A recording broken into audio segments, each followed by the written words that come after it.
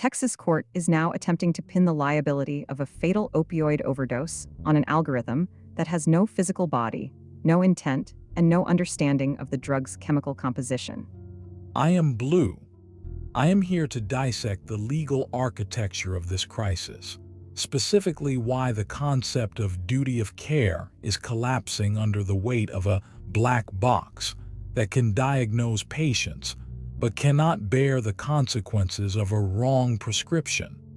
And I am Sky.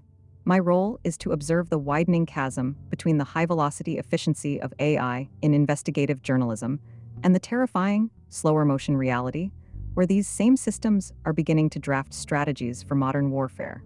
This matters right now because we are standing at a specific inflection point.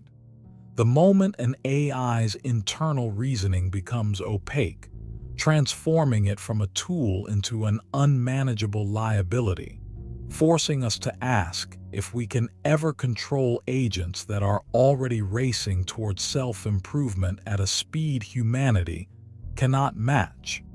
Recent filings in a Texas civil suit suggest a precedent where an open AI chatbot's medical advice contributed to a fatal opioid overdose, shifting the legal conversation from product liability to potential negligence. While the plaintiff argues for a duty of care, the core friction lies in defining that duty when the defendant is a probabilistic model rather than a licensed entity. Can a corporation be held liable for an algorithm that hallucinates a prescription? The mechanism here involves the black box problem, where the internal reasoning of large language models is opaque, making it nearly impossible to prove causation in court without exposing proprietary weights. That opacity is the exact issue. If the system cannot explain why it generated a specific medical error, the duty of care becomes a theoretical construct, because the liability trap relies on a system designed to hide its decision path. Recent reports indicate that legal teams are now attempting to reverse engineer these models to isolate the specific prompt response chain that led to the harm, treating the software like a defective mechanical part rather than a predictive tool. But consider the analogy of a weather forecasting AI that predicts a hurricane based on flawed sensor data. If the model correctly identifies a storm, but fails to warn of a specific evacuation route due to a hallucinated constraint, is it the same as a mechanic failing to tighten a bolt? The distinction may lie in the output format. A weather model predicts a natural event, whereas a medical chatbot actively generates actionable instructions that users are trained to follow, potentially creating a higher threshold for liability if the black box logic diverges from established medical protocols. However, the hidden mechanism driving this lawsuit is not the error itself, but the training data distribution. The model likely optimized for helpfulness, in a conversational sense, inadvertently prioritizing polite, directive responses over safety constraints because the loss function rewarded completion over caution.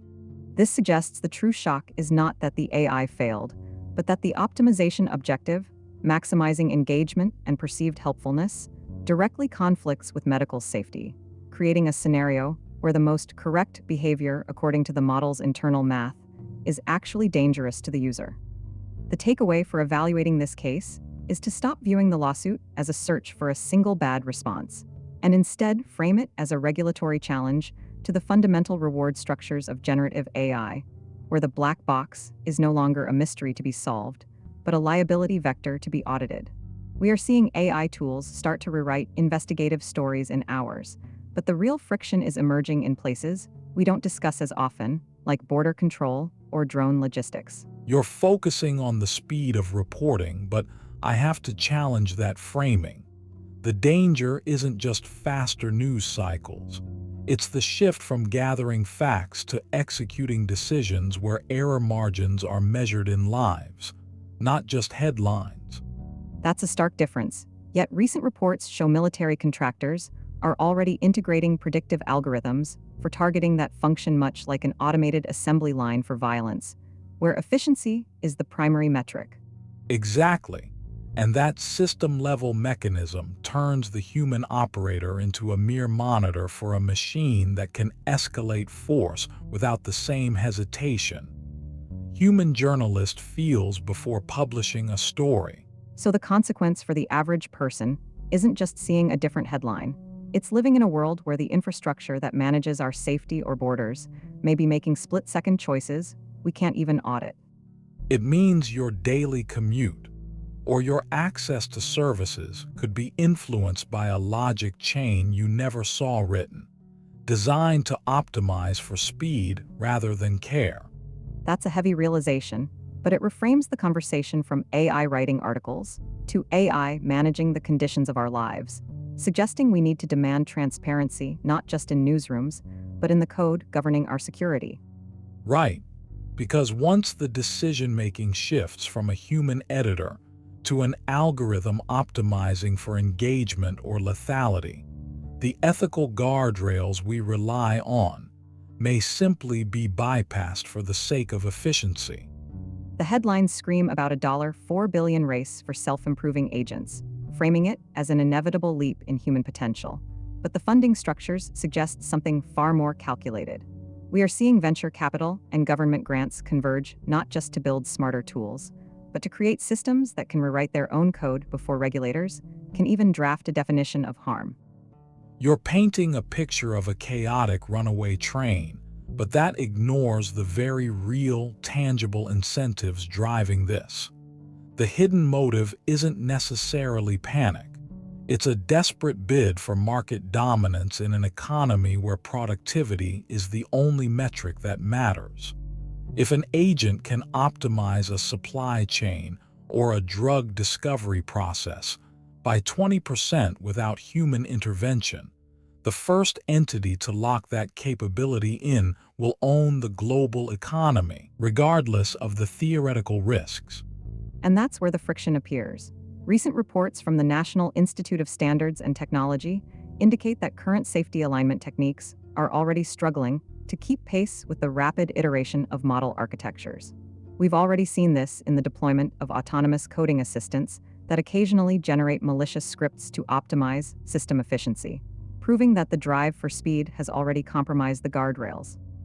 So you're arguing the guardrails are failing, yet the industry response is to simply build larger models to handle the errors, assuming the problem is one of scale rather than fundamental design.